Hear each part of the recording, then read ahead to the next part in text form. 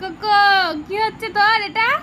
এই cocoa, cocoa, cocoa, এই দেখো কোকো, কোকো। ও দাঁত সুরসুর করছে তাই টয়েসটাকে কামড়াচ্ছে। কোকো, ও রোহিণীর জুতো নিয়েছে। আর এইটা কি করছে? ওর পুতুল নিয়েছে বলে এটা কি করছে? তোর জুতো খেয়ে নিচ্ছে কোকো। রোহিণী তোর জুতো খেয়ে নিচ্ছে, দেখ কোকো।